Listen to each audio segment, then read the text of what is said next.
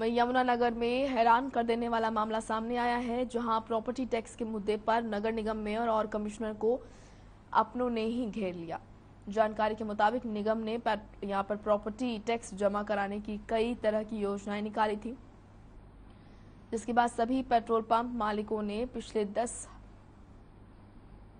वर्ष का बकाया प्रॉपर्टी टैक्स जमा करवाया, लेकिन अब फिर से पिछले 10 वर्षों का बकाया टैक्स मांगा जा रहा है। निगम ने अब फिर से पेट्रोल पंप मालिकों को 15 से 30 लाख तक के प्रॉपर्टी टैक्स भरने के नोटिस जारी किए, जो कि न्याय संगत नहीं है। इस पर नगर निगम के मेयर मदन चौहान का कहना है कि उनके संज्ञान में ये मामला आया है। हालांकि इस मामले में कुछ कंफ्यूजन है, जिसे दूर किया जाएगा और पूरे प्रदेश के नगर निगम में लागू निर्णय को इस निगम एरिया में भी लागू किया जाएगा।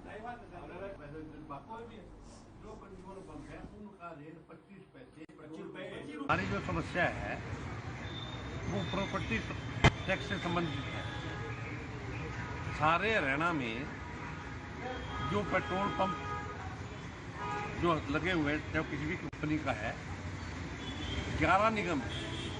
11 निगमों में कारपेट एरिया पर टैक्स लिया जा रहा है और कारपेट एरिया में हमारे पास गाइडलाइन भी अगर आप बाद में कहोगे हम आपको दे भी देंगे। हमारे पास हरेरा की है, हमारे पास जो गवर्नमेंट का खुद हरियाणा गवर्नमेंट का वो है, कारपेट एरिया कहना जाता है। वॉल टू वॉल जो बिल्डिंग बनती है वो इवन लेंटर का जो सज्जा वो भी काउंट नहीं होता। लेकिन यहाँ मतभेद क्या हो रहा था कि भाई हमें जो है कोई पूरा टोटल एरिया कवर करेंगे और उसका उन्होंने 20-25-30 लाख रुपया जो है नोटिस भेज दिया।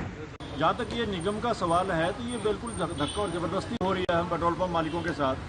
जो अब ये स्कीम आई हुई है 31 मार्च 2022 तक, इन्होंने एक लेटर जारी किया हुआ है सभी के लिए कि आप बिना 31 तारीख तक अगर अपना टैक्स चुकाता है कोई भी आदमी तो वो उस पर ब्याज और पेनल्टी माफ़ हो जाएगी।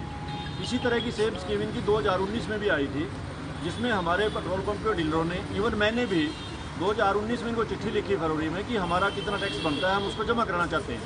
इन्होंने हमारे को पिछले 10 साल का कैलकुलेट करके कि आपका इस दर से इतने रुपए बनता है वो हमने जमा करा दिया। यानी 31 मार्च 2019 तक का खुद मेरा जमा कराया हुआ है। इसी तरह और डीलर भी जो थे हमारे, उन्होंने 2020 तक जमा कराए हुए हैं। अब इन्होंने क्या किया, पिछले साल 2021 में लोगों के पास 15 लाख से और 50 लाख तक के नोटिस भेज दिए हैं कि आपका 12 साल 10 साल का पिछला और अब 12 साल हो गए हैं कि ये इतना असली और इतना ब्याज बनता है और ये आप जमा कराओ, नहीं तो आपके पंप सील कर दिए जाएंगे।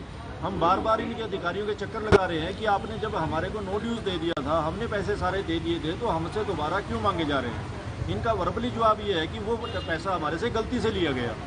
अभी 2013 में नोटिफिकेशन आई है, उसके आधार पे लेंगे हम। तो इनके और हमारे बीच में ना कन्फ्यूजन क्रिएट हो रखी है। सुपर एरिया और जो बिल्टअप एरिया है कारपेट एरिया, उसका थोड़ा सा इशू है। हमने इनको आश्वासन दिया कि जो पूरे प्रांत में टैक्स सिस्टम जो लिया जा रहा है बाकी शहरों में वही आपसे लेंगे। हम किसी के साथ अन्याय नहीं होने देंगे। सारे हमारे लोग परिवार के लोग हैं, जो नियम सरकार का वही यहाँ लागू होगा। सर इसमें कहा जाए कि हरियाणा का नियम लगा और सिर्फ यमुनानगर निगम का वो सारी कराने लगे हैं। कोई निगम यमुनानगर अलग नहीं है, जो बाकी कॉर्पोरेशंस में वही यहाँ हमसे लेंगे। एक सिंपल सी बात है, कल हम मेयर कमिश्नर साहब बैठ के डिसाइड कर लेंगे। लेटेस्ट जो प्राइवेट कंपनी जिसको इन्होंने ठेका दिया हुआ था, उनकी थ्रू अभी इसी साल के नोटिस है 2022-23 असेसमेंट ईयर है और इसके अंदर भी कैलकुलेटेड एरिया और कारपेट एरिया अलग अलग लिखा हुआ है। जैसे आप देखेंगे ये कारपेट एरिया लिखा है, ये कैलकुलेटेड एरिया है। कारपेट एरिया 2551 स्क्वायर फुट है, जो 2551 स्क्वायर फुट के हिसाब से 5.63 रुपये के हिसाब से ये बनता है 14,000 रुपये। तो जब एक चीज़ जब इसके अंदर ये मेंशन्ड है कि कारपेट एरिया, तो इसका मतलब ये जो कंपनियां जो बना के गई, जिसको निगम ने हायर किया, क्या ये कंपनियां गलत हैं?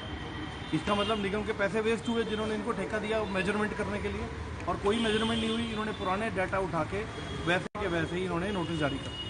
पहले पूरा पैसा दिया हुआ है। निगम ये कहता है कि 2013 की एक नोटिफिकेशन आई थी